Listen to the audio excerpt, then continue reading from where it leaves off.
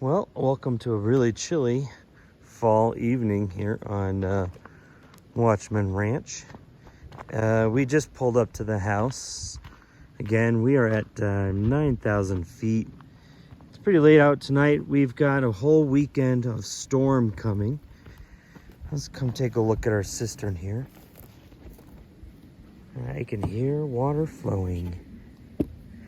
And I'll tell you why. We're going to talk about this here for a second. Just don't want to drop my phone. So you see these 4 cans each represent 1/4 of 1,000 gallons. And that water is running at a rate of about 5 gallons a minute in a 1,000-gallon cistern. It takes about 4 hours for that sucker to fill up. But I'm going to kind of show you what's happening right now in the house. So you can see lights on, everything over there. We are running entirely off of my F150 Ford Lightning. So I have a 2-pole disconnect here. You can see here the PV solar system and then the truck. And I have it right now flipped up to the truck. We are completely off grid up here at 9,000 feet. We're running off of the 240 volt 30 amp outlet there. There's our solar panel. And you can see the moon's trying to shine through there, but we pretty much have had rain most of the day. It's predicted to become lovely snow later on. That's gonna be so much fun. So I'm gonna come take a look at the truck here. And why do you ask that I am running the truck right now? Because our batteries weren't able to produce a whole lot today. We only have a 4 kilowatt solar system. And let's turn the screen on. And so our solar system was only able to produce so much in a day. And we're going to kind of take a look over the system here. So our battery system is pretty well filled up. But the next day, tomorrow, and the day after that, and the day after that, there's nothing but storms predicted. And our battery system will drain down at that point. Now we have a couple choices. We can run off of a propane generator, or we can plug in the truck. And right now, the truck is at 36%. And we are pulling in about 1,500 watts because I realized that the cistern's really low. So our girls took a lot of showers this week. We had to do we hosted some people, so we had to use a lot of energy and water, and so all I have to say is that we got to refill that cistern. And I'd rather do that using the truck than a propane generator and spend all that propane. And tomorrow, my wife has some errands to do. She's going to take the truck down into town. She's got to meet some clients. So she's going to plug in at a Tesla supercharger and kind of recharge from there. Normally we charge in town, and at my classroom is about a 5-minute walk from our local charger. And that has been how we typically charge. We go to work, plug in the truck, I walk to the classroom. Lunch break or the school bell rings for the end of the day, I go get the truck and we come back up to the house, and we use this as a backup generator, not as like a full power system. My town offers free charging for public workers, so that's been a huge benefit for me to be able to take advantage of. And yeah, so I'm currently running our entire property, Starlink, the home, our cistern, our water. And this weekend, we're probably going to end up using it quite a bit because we're not really going to be able to charge our home battery system with the solar output, with all the snow and the rain that we have coming in.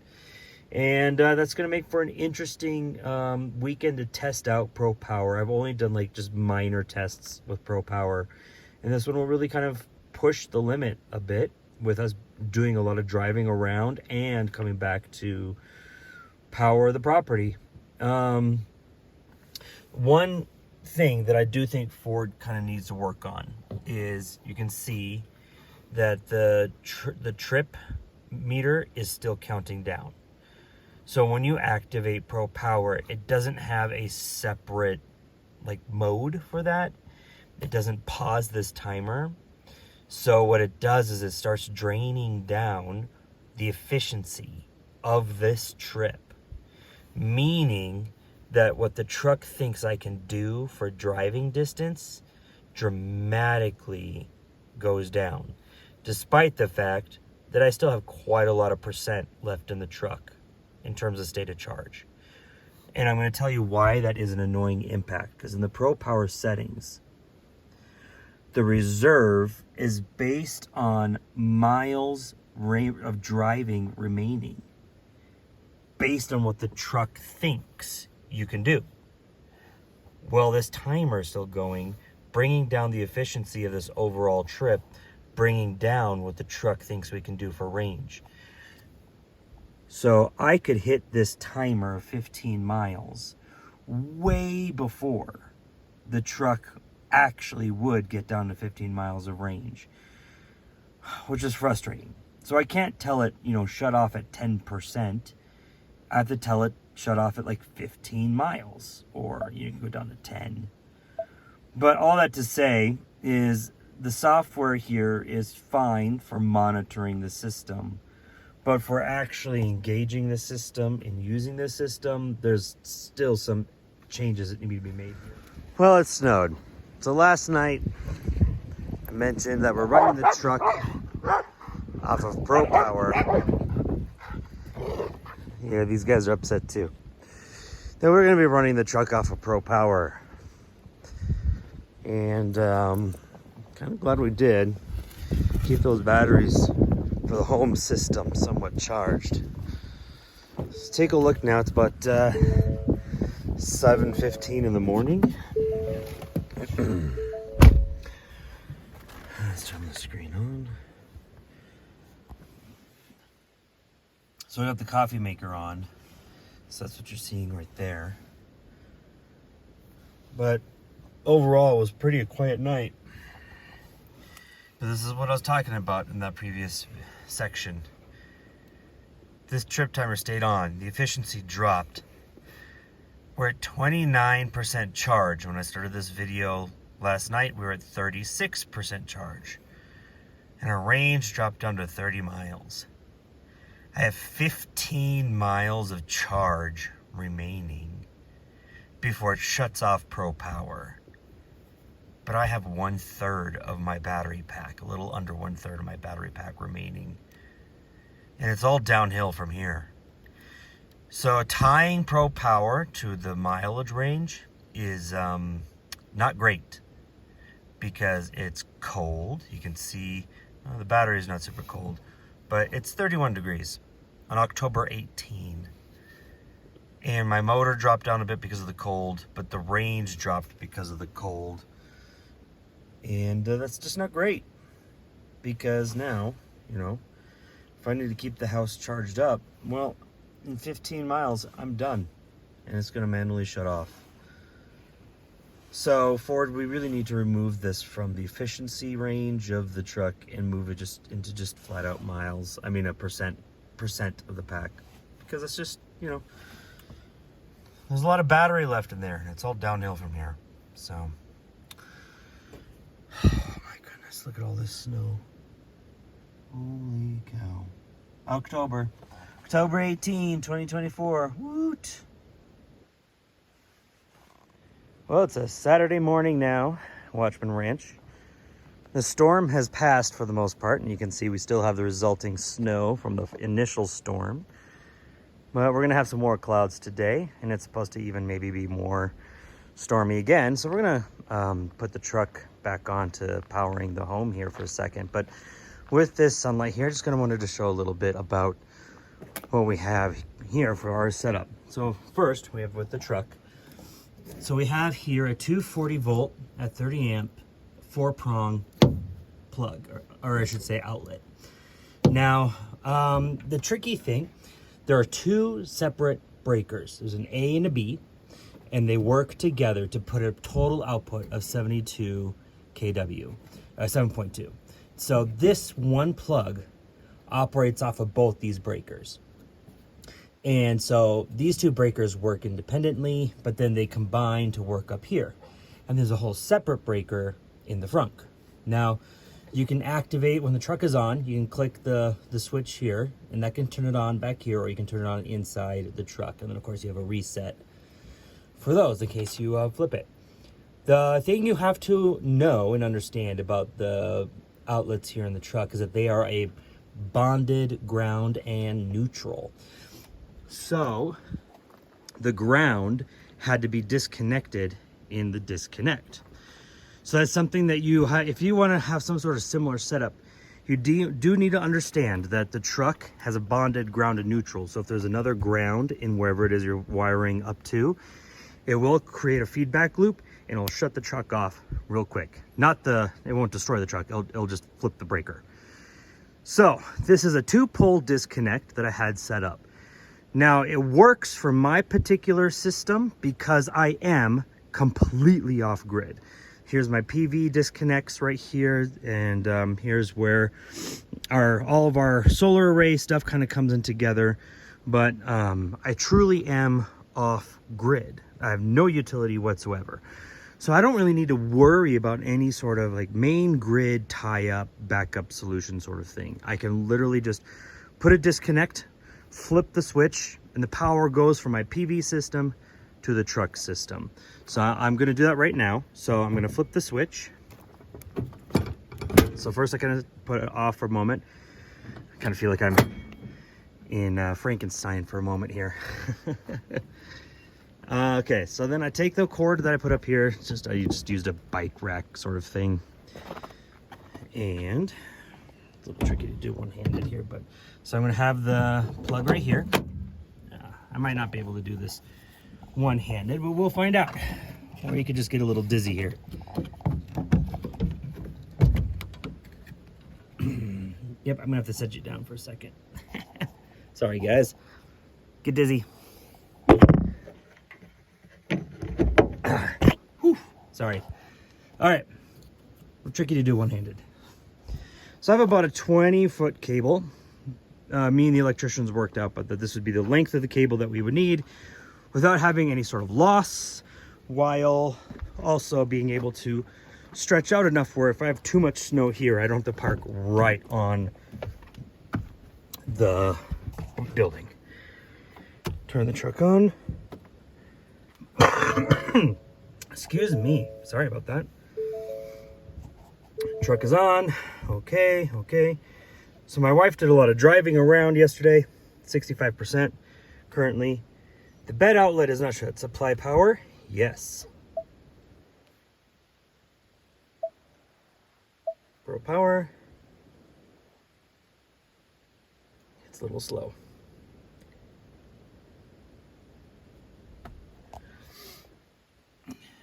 Let's see, what kind of draw is the house doing? A little bit. That's a good morning draw. I'd say that's about right. I don't think 0's right, but I'll go inside and check the house. Still pretty early in the morning. Cool. I know, buddy.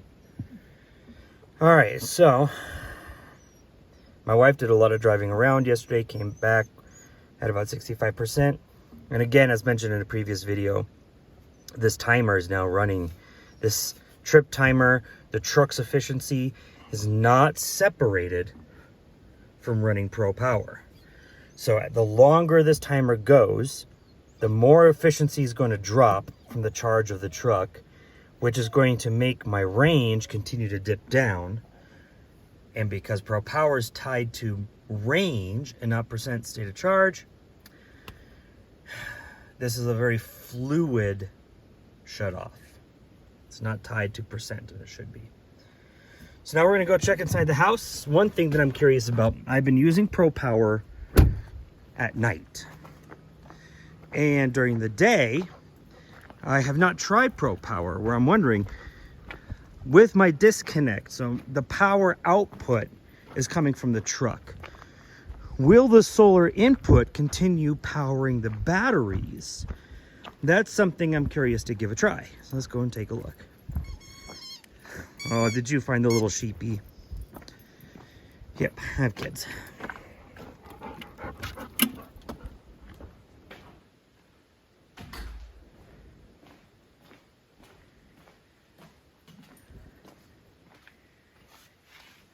And it looks, yeah, solar is still producing to the battery.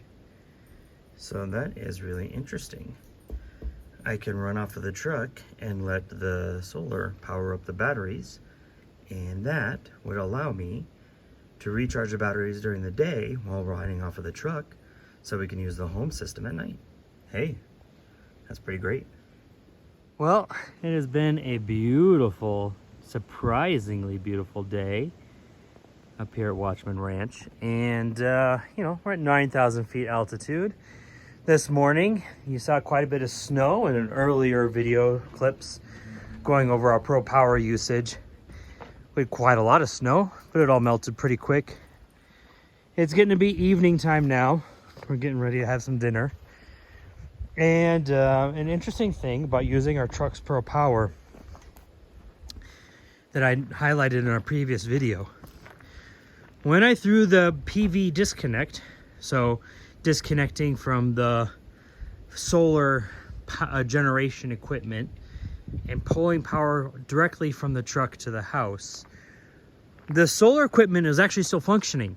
So the solar panels were still sending charge to our home battery pack, which got me thinking about a really interesting scenario here with our home, where we could run the truck during the daytime, or run the house off the truck during the daytime, and then at night shut off the truck and go off of fully charged home battery pack. And we started early this morning running power off of the truck. And let's see here, we're only pulling 170 watts, 180 or so. I mean, we got Starlink running, we have our refrigerator. I mean, this is powering everything in our house, not just a transfer switch that's operating just a few breakers that is intentionally chosen, but this is running everything. And so you can see we have a pretty low draw right now. You know, some of our appliances run off of propane, so that's helpful. But again, we ran our dishwasher. We have the 2-in-1 LG washer dryer combo machine. We ran that a couple loads today. A couple people took showers. That kicks on the pressure tank. And I just think people don't really think through how much electricity these background appliances really operate off of. So let's take a look here. You know, we've been running now for quite a few hours. Let's say about 9 hours, if I remember right, from when we first started this out. It hasn't really dropped the efficiency yet, but if I go down to this trip, oh, there we go. So we've been running for 7.5 hours. Of course, our efficiency is crap because it's not monitoring any efficiency. And we started today at 65%. So we've used 8% of the battery to go from 65 to 58 to run everything we've been running off of the house today. And so, you know, that's not too bad, I would say, to do everything normal. We were not trying to be efficient. We ran all of our appliances like we normally would have. And I think to use 8% over 7.5 hours isn't terrible. And if we were trying to be really efficient and we were to shut certain things down, I would imagine we'd use 4% or 5% of the battery pack. So my thinking is, I'm going to try this kind of testing, but our home battery pack has nearly been fully recharged from the surprise sunlight that kind of popped out today. And so I think it'd be really interesting to see running the house normally during the day off of the truck, which has a huge extensive battery pack, 98 kilowatt hours, versus our home pack, which is 15 kilowatt hours. And being able to just go off of at night, running off of the home pack, and then off of the day on the truck, seems like a really interesting way to run our winter consumption. Now, I do have to think about the discharge rate that the truck is operating at, because the truck has a cycle rate of how many 0 to 100% discharges it has.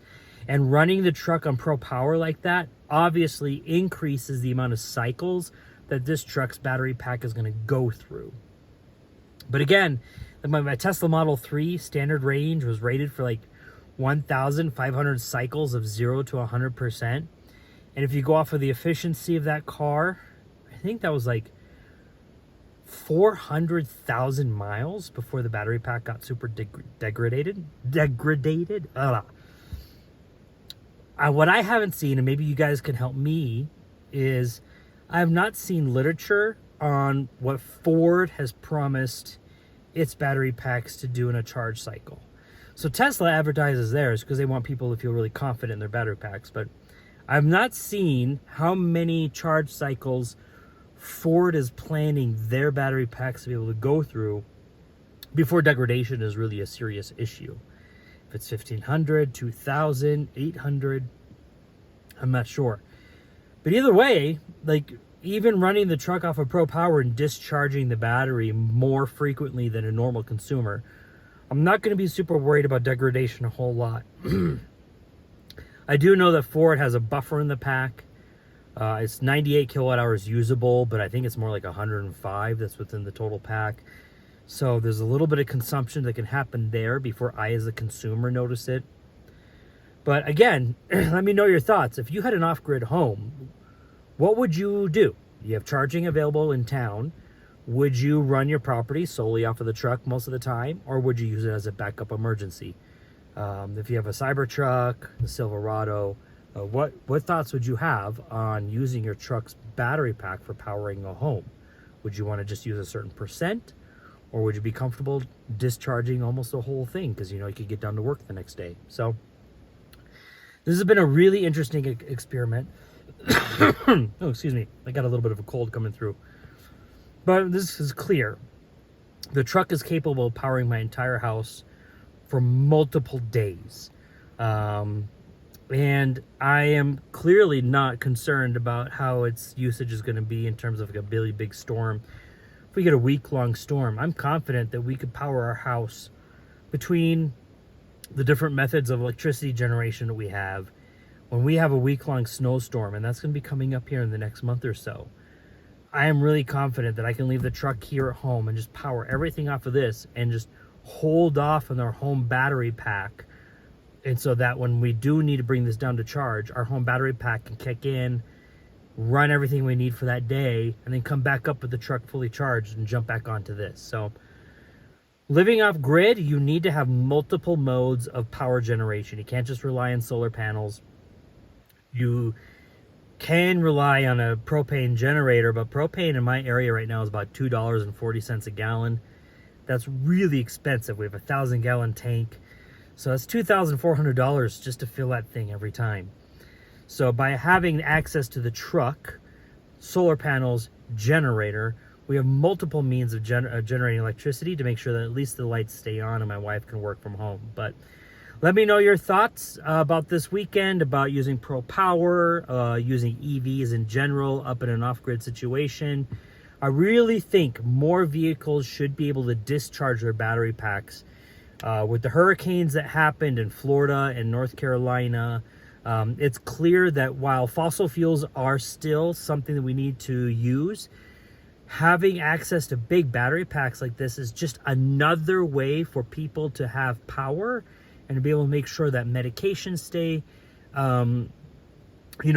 cold, like if you need to have insulin, or if, you need to be able to have Starlink connected, that you have access to be able to connect to people. But Ford has knocked it out of the park with its Pro Power. I think that the software could be a lot better, but that's mostly in terms of the Ford Pass app and separating the Pro Power usage from the truck thinking it has mileage. But beyond that, it's been really flawless. We've been operating all night, all day, no issues. So let me know your thoughts about this whole process. And I'm really thankful that you guys kind of followed me along on this journey. Wintertime will come up, and then there'll be another real test with the cold as well. So stay tuned and more content coming.